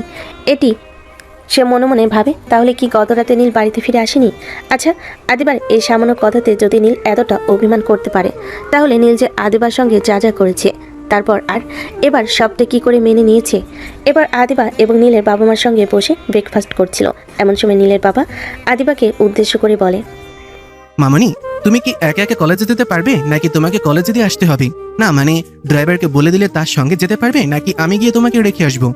চলো মামনি, তোমাকে আজকে আমি কলেজে দিয়ে আসি। কেন বাবা, নীল কোথায়? সে যাবে না কলেজে? নীলের তো সামনে পরীক্ষা, তাই সে আর কলেজে যাবে না, এখন শুধু কোচিং করবে। আর কলেজে যেতে তেমন একটা ক্লাস হয় না, তাই নাকি ও কলেজে যাবে না। আচ্ছা নিজের আব্বু, তুমি না হয়ে মেয়েটার কলেজে দিয়ে আসো। না সমস্যা নেই, আমি একা একাই যেতে পারবো। কিন্তু গতকাল নীল কি বাসায় ফেরেনি? সে কি কোথাও গিয়েছে? আসলে ওর তো এখন তেমন একটা কলেজে ক্লাস নেই, তাই ও ভাবছিল যে ওর দাদুর ওখান থেকে কোচিংটা কাছে হবে, আর ও তো পড়াশোনায় মনোযোগী হতে পারবে এবং ভালোভাবে পরীক্ষাটাও শেষ করতে পারবে। তাই গতকাল তার দাদুর বাড়িতে গিয়েছে, এখন নাকি ও পরীক্ষার কয়দিন ওখানেই থাকবে। তার মানে ও সত্যি সত্যি নিজেকে আমার থেকে আলাদা করে রাখতে চাইছে। সমস্যা নেই, থাকুক ও ওর মতো। কিন্তু আমার এত খারাপ লাগছে কেন? কেন নিজের মধ্যে একটা শূন্যতা কাজ করছে? কেন বারবার মনে হচ্ছে কি যেন নেই জীবনে, অসম্পূর্ণ। নীলের আব্বু আজকে আদিবাকে কলেজে নিয়ে এসেছে। নীলের আব্বু আদিবাকে কলেজ গেটে নামিয়ে দিয়ে অফিসের উদ্দেশ্যে চলে যায়। আদিবা কলেজ গেটে প্রবেশ করলে তার বন্ধুবান্ধব তাকে ঘিরে ধরে এবং তাদের সঙ্গে কথা বলে। কলেজে ক্লাসের দিকে যেতে লাগে। হঠাৎ করে কলেজের পাশে দিকে পারে একটা বড় মেহগুনি গাছের শিকড়ের উপর আদিবার চোখ আটকে যায়। সে কিছুটা দূরে এগিয়ে গিয়ে দেখে একটা মেয়ে মেহেদির বুকে মাথা রেখে শুয়ে আছে এবং মেহেদি তার মাথায় হাত বুলিয়ে দিচ্ছে।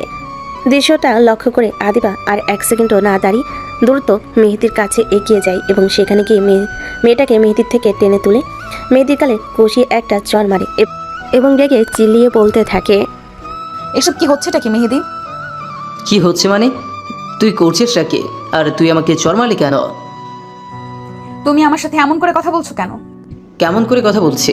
তোর সাথে যেটা যায় তেমনভাবেই কথা বলছি।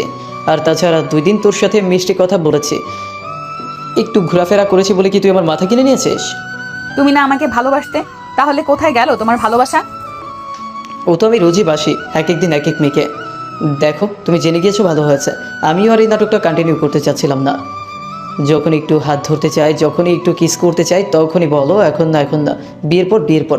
আরে এখন কি আর সেই যুগ আছে? আর তোমার সঙ্গে বিয়ে পর্যন্ত অপেক্ষা করবে কে? আমিও তোমার প্রতি বোর হয়ে গিয়েছিলাম। আমিও ভেবে পাচ্ছিলাম না কীভাবে তোমাকে ড্যাম্প করা যায়। যেহেতু তুমি আজকে দেখিয়ে ফেললে, সেহেতু আজকে তো আর সত্যটা লুকানোর কিছু নাই। তার মানে এতদিন যা করেছো সব অভিনয় ছিল। তুমি কখনোই আমাকে ভালোবাসোনি। এতদিনের এত ভালোবাসা, এত প্রতিশ্রুতি সব মিথ্যে ছিল। মেয়ের জন্য পাতি ডায়লগ। মেহেদি আদিবাকে আর কিছু বলার সুযোগ না দিয়ে মেয়েটিকে নিয়ে চলে যায় এবং আদিবা বেশ কিছুক্ষণ ওখানে দাঁড়িয়ে থেকে মেহেদি এবং ওই মেয়েটির যাওয়া লক্ষ্য করে। এরপর আদিবার বন্ধুবান্ধব সবাই আদিবাকে সান্ত্বনা দেওয়ার জন্য তার দিকে এগিয়ে যেতে লাগলে আদিবা তাদেরকে হাতের ইশারায় থামিয়ে দেয় এবং দৌড়ে কলেজের বাইরে চলে যায়।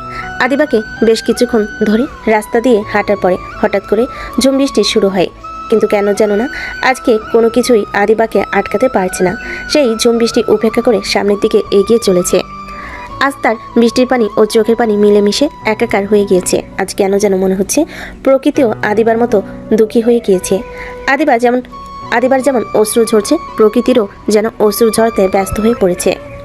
আদিবা কোথায় যাচ্ছে, কি করছে সে নিজেও বুঝতে পারছে না। সে শুধু এতটুকু জানে সে ঠকে গিয়েছে, চরমভাবে ঠকে গিয়েছে। সে আজ বুঝতে পেরেছে এতদিন সে এক অন্ধ গোলকধাঁধার মধ্যে ছিল, যেখানে শুধু তার অস্তিত্ব ছিল আর কেউ ছিল না তাকে সঙ্গ দেওয়ার জন্য, যা ছিল সব মরীচিকা। আদিবা হঠাৎ রাস্তার মাঝে হাঁটু গেড়ে বসে পড়ে এবং আকাশের দিকে তাকিয়ে সজোরে চিৎকার করে ওঠে এবং চিৎকার দিয়ে ডুকরে ডুকরে কাঁদতে থাকে। এভাবে কয়েক ঘন্টা বৃষ্টিতে ভেজার পর সে বাড়ি ফিরে যায় এবং বাড়ি গিয়ে কোনো কিছু না বলে, কোনো দিকে না তাকিয়ে কেমন যেন জমে যাওয়া পাথরের মতো সরাসরি তার ঘরে গিয়ে দরজা লক করে দেয়। আদিবার আজকের ব্যবহার কেমন যেন অদ্ভুত লাগে সকলের কাছে। আদিবা তো সচরাচর এমন করে না। আদিবার মা অনেকবার আদিবাকে ডাকাডাকি করেছে, কিন্তু আদিবা কোনো উত্তর দেয়নি। আর এদিকে অনেকটা দেরি হয়ে যাওয়ার পরও আদিবা যখন বাড়িতে ফেরে না, তখন আদিবার শাশুড়ি মানে নীলের মা আদিবাদের বাড়িতে আসে এবং আদিবার মাকে জিজ্ঞেস করে আদিবা এসেছে কিনা।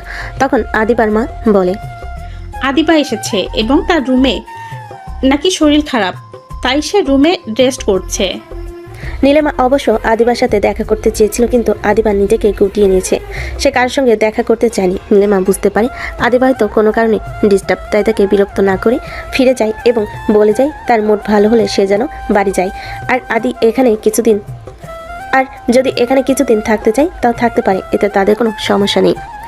এটা জানার পর আদিবার মা ভীষণ খুশি হয়। সে তার মেয়েকে তাদের পরিবার ছেড়ে নিজের এক পরিবারের কাছে গিয়েছে, যে পরিবার সকলে তাদের ভীষণ ভালোবাসে।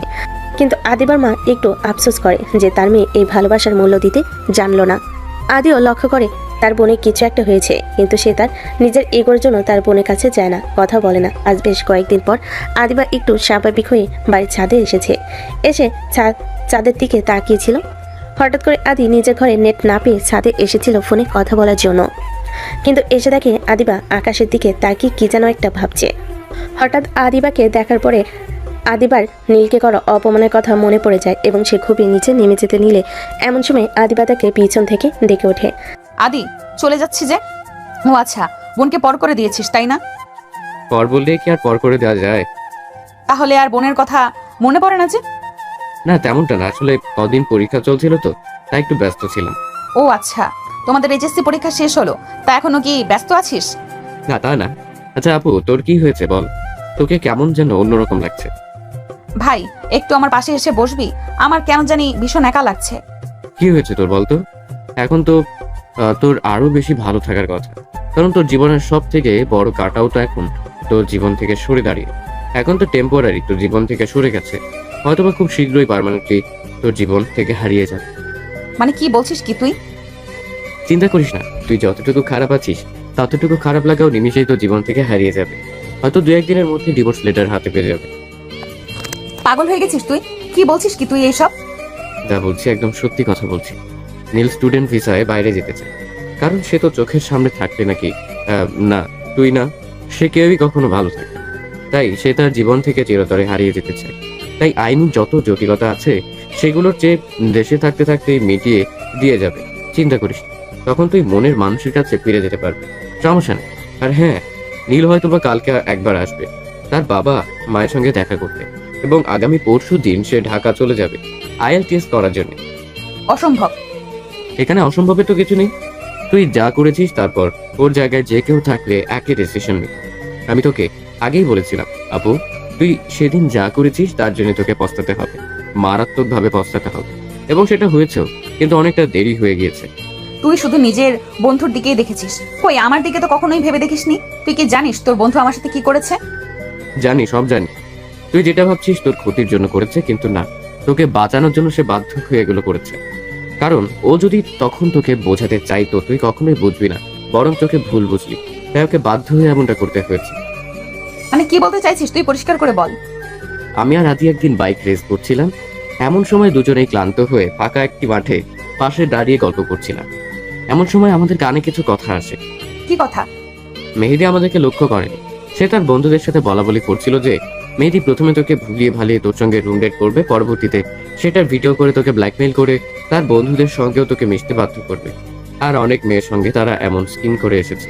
এটা শোনার পরে নীলের রক্ত গরম হয়ে যায় এবং সে গিয়ে ওদের সঙ্গে ঝামেলা করে এবং মেহেদিকে প্রচুর মারে।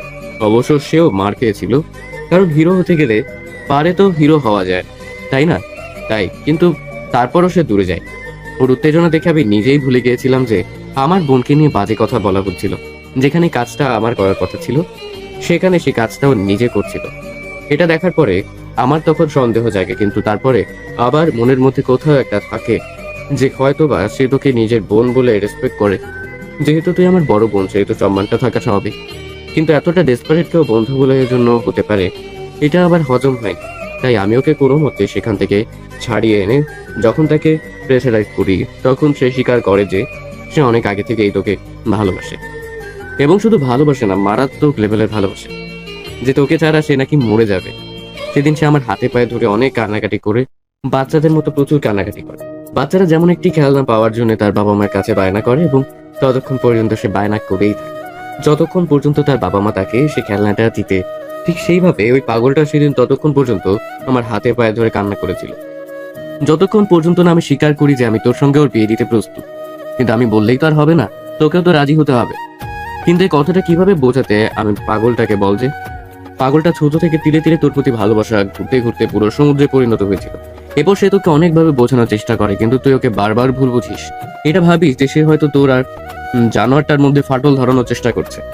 এভাবে একদিন সিঁড়ির কাছে যখন সে তোকে বিষয়টা নিয়ে বোঝাচ্ছিল তখন তোদের তর্কাতর্কিতে এক পর্যায়ে সে তোর অনেকটা কাছে চলে আসে এবং সবাই আঙ্কেল আর বাবা কথা বলতে বলতে ফ্ল্যাটের দিকে আসছিল। তখন তোদেরকে এমন অবস্থায় দেখে তাদের মনে প্রশ্ন জাগে। নীল যখন বুঝতে পারে যে তোকে ভালোভাবে বুঝিয়ে কোনো কাজ হবে না, তাই সে বাঁকা পন্থা অবলম্বন করে। সে বাবা এবং আঙ্কেলকে দেখে তোর আরো অনেকটা কাছে চলে যায় এবং এমনভাবে পুরো দৃশ্যটা তাদের সাথে ফুটিয়ে তোলে যেন তোরা দুজনে দুজনের অনেক কাছাকাছি এবং তোদের মধ্যে কিছু একটা চলছে। এরপর আঙ্কেল আর বাবা যখন তোদেরকে প্রশ্ন করে তখন তুই উত্তর দেওয়ার আগে ও বলে যে হ্যাঁ, তোদের মধ্যে অনেক আগে থেকে সম্পর্ক এবং তোরা একে অপরকে ভীষণ ভালোবাসিস, তোরা একে অপরকে ছাড়া বাঁচতে পারবি না এবং তোরা বিয়ে করতে চাস। বিষয়টা আঙ্কেল এবং বাবা আমার সাথে শেয়ার করেছে এবং আমাকে জিজ্ঞেস করেছে, কিন্তু কি করব? পাগলটার কাছে হার মেনে, তার ভালোবাসার কাছে হার মেনে আমাকে উপায়ন্তর না পেয়ে স্বীকার করতে হয়েছে যে হ্যাঁ, ও যা বলেছে সত্য। কিন্তু আমি কি জানতাম যে আমার কুলাঙ্গার বোন তার ভালো মানুষের এই দাম দেবে, তার ভালোবাসাটাকে উপেক্ষা করবে। এরপর আঙ্কেল আর বাবা পরিবারের সঙ্গে কথা বলে দেরি না করে ওই দিনই তোদের বিয়ের ব্যবস্থা করে এবং ঘরোয়াভাবে তোদের বিয়েটা দিয়ে দেয়। তোদের বিয়ের দিন তোকে নীল আবারও অনেকবার বোঝানোর চেষ্টা করে, কিন্তু তুই না বুঝি উল্টো বারবার ওকে অপমান অপদস্থ করার জন্য মেহেদিকে ভালোবাসার কথা বলিস। এটাও ভীষণ ডেসপারেট হয়ে যায় এবং এটা ভাবে যে তোর সঙ্গে সেদিন যা হয়েছে এরপরে তুই আর মেয়েদের কাছে ফিরে যাবি না। তোকে নিজের সাথে আটকে রাখার জন্য বোকাটা কি অন্যায়টা করে ফেলেছে, তবে পারলে তাকে ক্ষমা করে দিস। আদি এক নিঃশ্বাসে কথাগুলো বলা শেষ করে। আদি যতক্ষণ কথা বলছিল আদিবা ততক্ষণ নীরব দর্শকের মতো তার দিকে যে কথাগুলো শুনছিল এবং অঝরে চোখের পানি ফেলছিল, কারণ সে জানে তার দ্বারা ঠিক কতটা বড় ভুল হয়েছে এবং অন্যায় হয়ে গিয়েছে। সে মরিচিকার পেছনে ছুটে গিয়ে তার জীবনের অস্তিত্ব হারাতে চলেছে। এরপর আদিবা হঠাৎ করে শব্দ করে কান্না শুরু করে দেয় এবং আদিবার দিকে ভালো করে লক্ষ্য করে এবং বলে, এখন কান্না করছিস কেন? এখন কান্না করে কোনো লাভ আছে? যা হয় তা তো হয়ে গিয়েছে। ভাই প্লিজ কিছু একটা কর, আমার নীলকে প্রয়োজন। প্লিজ ভাই, বন্ধুর জন্য তো অনেক করলি, এবার একটু নিজের বোনের জন্য কর প্লিজ। আমি কি করতে পারি? এখানে যা করার তুই করেছিস, এবারও যা করার তুই করবে। তুই চাইলেই অনেক কিছুই করতে পারিস। মানে? তুই শুধু একবার নীলকে আমার কাছে নিয়ে এরপরে যেভাবেই হোক, যেমন করে হোক, ওর হাতে পায়ে ধরে হলে ওকে আমি নিজের কাছে আটকে রাখবো। আমি কোনোভাবে নীলকে হারাতে চাই না। প্লিজ ভাই, আমাকে সাহায্য কর। কিন্তু আমি কিভাবে কি করব? ও কি আর আসবে? ঠিক আসবে। ও আসবে না, ওর খার সহকারে আসবে। ওর এত বড় সাহস, ও আমাকে একা রেখে বাইরে যাওয়ার চিন্তা করে কিভাবে? শোন, তোকে একটা কাজ করতে হবে। কি কাজ? শোন, এদিকে আয়। ভাই রে ভাই, তোরা জামাই বউ দুজনেই এত ক্রিমিনাল মাইন্ডে কিভাবে হতে পারিস? বেশি কথা না বলে যা বলছি তাই কর, না হলে দুইটারে যে কি করব তা তোরা নিজেরাও জানিস না। ওকে ওকে ঠিক আছে, করব। এখন চল, অনেক ঘুম পাচ্ছে, ঘুমোবো। তুই গিয়ে ঘুমা, এখন আমার ঘুম আসবে না। ঠিক আছে, তুমি এখন বইয়া বইয়া তোমার জামাইয়ের দুঃখে স্যাড সং শোনো, আমি গিয়া ঘুমাই। যা, কাল আমার প্রচুর কাজ। আদি হাই তুলতে তুলতে ছাদ থেকে নেমে যায়। এরপর আদিবা ওখানে বসে কিছুক্ষণ একটা ভাবে। এরপর হঠাৎ করে তার মুখে একটা রহস্যময় হাসি ফুটে ওঠে। আরও কিছুক্ষণ আগে ছাদে বসে থেকে ঘরে ফিরে আসে। এভাবে রাতটা কেটে যায়। সকালে খুব ভোরে আদি নীলকে ফোন করে এবং হঠাৎ এত সকালে ফোন দেখে আদি দ্রুত উঠে বসে। এত সকালে তো আদি কখনো ফোন দেয় না, তাহলে আজকে কেন ফোন দিচ্ছে? বাড়িতে সব ঠিক আছে তো? কারো কোনো বিপদ হয়নি তো? আদিবা ঠিক আছে তো? এমন কিছু উদ্ভট চিন্তা করলে মাথায় গিয়ে নীল ফোন রিসিভ করে সাথে সাথে আদি অনেক উত্তেজনা নিয়ে বলে, নীল ভাই নিয়ে আপু আপু কি হয়েছে আদিবার? আদি কথা বলছিস না কেন? কথা বল, কি হয়েছে আদিবার? ও ঠিক আছে তো? ওর কোনো ক্ষতি হয়নি তো? কি রে, কথা বল। নীলাপু রাগ করে বাড়ি থেকে বেরিয়ে যাওয়ার পথে হঠাৎ করে একটা বড় ট্রাক এসে আপুকে মেরে দিয়েছে। আমার আপু অবস্থা খুব খারাপ, কি হবে কিচ্ছু বলা যাচ্ছে না। তুই কি একবার আসবি? কি বলছিসটা কি আদি? আমার আদিবার কি হয়েছে? কোথায় আছে সে? আমি জানি না রে, কি হবে কিছু বুঝতে পারছি না। একটু তাড়াতাড়ি পাড়ার শেষে ওই বড় মাঠের কাছে চলে আয়, ওখানে আপুর অ্যাক্সিডেন্ট হয়েছে। আমার আদিবা যদি কিছু হয় আমি কিন্তু সব কিছু ধ্বংস করে ফেলবো। আদি, আমার আদিবার যেন কিছু না হয়, আমি না আসা পর্যন্ত আমি এখনই আসছি। কথাটি বলে নীল আর কোনো কিছু না ভেবে তার বাইকটা নিয়ে ফুল স্পিডে বাইক চালিয়ে তাদের পাড়ার শেষে ওই বড় রাস্তার কাছে চলে আসে। এসে দেখে সব কিছু কেমন যেন নির্জন, সিমসাম, আশেপাশে কেউ নেই। এখানে সে বেশ কিছুক্ষণ আগে খুব বড় একটা অ্যাক্সিডেন্ট হয়েছে এমন কোনো চিহ্ন পাওয়া যাচ্ছে না। এরপর নীল চারপাশে পাগলের মতো খুঁজতে থাকে। সে বারবার আদি এবং আদিবা নাম ধরে জোরে জোরে ডাকতে থাকে এবং পাগলের মতো এদিক ওদিক খুঁজতে থাকে। হঠাৎ করে নীল লক্ষ্য করে মাঠের ওই পাশে বড় গাছটা নিচে কেউ একজন বসে আছে। নীল আস্তে আস্তে সেদিকে এগিয়ে যায়। নীল যত এগিয়ে যাচ্ছে সে তো অবয়টা তার কাছে তত স্পষ্ট হচ্ছে। নীল যত কাছে যাচ্ছে তার হার্টবিট যেন আরো তত জোরে বিট করছে। তার এমন অনুভূতি হচ্ছে যেন আত্মাটা এখনই বেরিয়ে আসবে। নীল একদম কাছে গিয়ে দেখে একটা মেয়ে নীল রঙা জর্জের শাড়ি পরে হাতে কিছু একটা নিয়ে বসে আছে। এরপর নীল মেয়েটির একদম কাছে গিয়ে কাঁপা কাঁপা গলায় বলে, কে কে কে? নীলের ডাক শুনে আস্তে আস্তে মেয়েটি উঠে দাঁড়ায় এবং নীলের দিকে ঘুরে। মেয়েটি নীলের দিকে ঘুরতে দেখে অপরূপ সৌন্দর্যে সঞ্চিত এই মেয়েটি আর কেউ নাই, তার মনে রানী, তার হার্টবিট, তার সুইট হার্ট আদিবা। নীল আর এক সেকেন্ডও দেরি না করে ঝড়ের বেগে গিয়ে শক্ত করে জড়িয়ে ধরে আদিবাকে, যেন ছেড়ে দিলে সে কোথাও হারিয়ে যাবে, এবং অস্বাভাবিক হারে জোরে জোরে শ্বাস নিচ্ছিল। নীলের এমন অস্থিরতা দেখে অটোমেটিক আদিবার মুখে একটি হাসি রেখা ফুটে ওঠে এবং সে আলতো হাতে নীলকে জড়িয়ে ধরে। বেশ কিছু সময় এভাবে অতিবাহিত হওয়ার পরে নীল যখন বুঝতে পারে তখন সে এক ঝটকে আদিবাকে তার থেকে বেশ কিছুটা দূরে সরিয়ে দিয়ে পেছন ফিরে জোরে জোরে 2-3 বার শ্বাস নিয়ে আদিবার দিকে ফিরে বলে, এসবের মানে কি? কোন সবের? আমাকে মিথ্যে বলা হয়েছে কেন? আপনি জানেন আমার কি অবস্থা হয়েছিল? আর একটু হলে প্রাণটাই বেরিয়ে যাচ্ছিল। আপনার আমাকে অপমান করে শান্ত হননি, তাই না? এখন কি প্রাণটা নিতে চান? আমি জানি সেটা আমার শোনার কিছুই নেই, কিন্তু আগে তুমি বলো, তুমি না আমাকে ডিভোর্স দিচ্ছিলে, বিদেশ চলে যাচ্ছিলে, তাহলে আমার মরার খবর পেয়ে এমন হাইপার হয়ে ছুটে এলে কেন? যেহেতু তুমি আমাকে ভালোই বাসো না, সেহেতু আমি মরলাম কি বাঁচলাম সেটা দিয়ে তোমার কি? তোমার তো চলে যাওয়ার দরকার, তাই না? আমার থেকে দূরত্ব চাই, তো যাও চলে। আমি মরে গেলে তোমার কি? তাহলে তো তোমার আরো ভালো, আরো বেশি দূরত্ব পাবে। আদিবার কথা শুনে নীল আরো রেগে যায় এবং সে দ্রুত গতিতে আদিবার থেকে এগিয়ে গিয়ে আদিবার গলা চেপে ধরে এবং বলে, আমাকে ধ্বংস করতে চাও তাই না তুমি? হাই, কি বলো তুমি? ধ্বংস হলে আমাদের অস্তিত্বের কি হবে? সে দুনিয়াতে এসে কাকে বাবা বলে ডাকবে? নীলের কথা পুরো শেষ না হতেই যখন নীলের সম্মতি ফিরে তখন সে কি বলেছে তখন সে অবাক দৃষ্টিতে আদিবার দিকে লক্ষ্য করে এবং হাতের আঙ্গুল দিয়ে ইশারা করে যে সে যেটা বলেছে এটা সত্যি কিনা। এমন সময় আদিবার চোখের ইশারায় সম্মতি জানায় যে হ্যাঁ, সেটা সত্য। অমনি নীল কয়েকবার নিজের মুখে হাত দিয়ে মাথায় দিয়ে আর কয়েকবার জোরে জোরে শ্বাস নিয়ে উপনিস মাথা ঝাঁকিয়ে আবার আদিবাকে লক্ষ্য করে এবং আদিবাকে আবার জিজ্ঞেস করে আসলে সত্যি কিনা, নাকি সকলের মতো এটাও কোনো মিথ্যা ছলনা। আদিবা এবার কিছুটা পথ নীলের দিকে এগিয়ে আসে এবং আদিবার হাতে লাল রঙের গোলাপের গুচ্ছ ছিল, সেটা দিয়ে হালকা করে নীলের মাথায় বাড়ি দিয়ে নীলকে জড়িয়ে ধরে। তার এক হাত দিয়ে নীলের অন্য হাত নিজের পেটে রাখে এবং বলে, নিজেই অনুভব করে দেখো তো, অনুভব করতে পারো কিনা নিজের অস্তিত্বকে। নীল এবার বুঝতে পারে আদিবা আর যাই হোক এবার অন্তত মিথ্যা বলছে না, তাই সে শক্ত করে আরও আষ্টে পিষ্টে আদিকে জড়িয়ে ধরে এবং আদিবার ঘাড়ে গলে অসংখ্য চুমু দিতে থাকে এবং বলতে থাকে, বাবাকেই বাবা বলে ডাকবে আবার আমাকে আজকে স্বর্গীয় এত বড় সুখ দেওয়ার জন্য তোমাকে অসংখ্য অসংখ্য ধন্যবাদ প্রিয়তমা। এই সংবাদের পরিবর্তে পুরো জীবন তোমার চাইলে মারতে পারো, চাইলে টিকিয়ে রাখতে পারো, তবে কখনো ছুঁড়ে ফেলে দিও না, তাহলে কিন্তু আর বাঁচতে পারবো না। ভালোবাসি প্রিয়তমা, ভীষণ ভালোবাসি। ভালোবাসি পিচ্ছি, খুব করে ভালোবাসি। আচ্ছা নীল, আমি না একটা কথা ভাবছি। কি ভাবছো বলো? এক বাচ্চাকে এখন পর্যন্ত মানুষ করতে পারলাম না, আরেক বাচ্চার আগমনের ঘন্টা বেজে গেছে। ভেবে দেখেছো এবার আমার 12টা কিভাবে বাঁচবে? হঠাৎ করে নীলের বুক থেকে মুখ তুলে আদিবা বাচ্চাদের মতো ইনোসেন্ট ফেস করে। যখন নীলকে এই কথাটা বলে তখন নীল ভুরু কুচকে দিয়ে কথাটার মানে বোঝার চেষ্টা করে।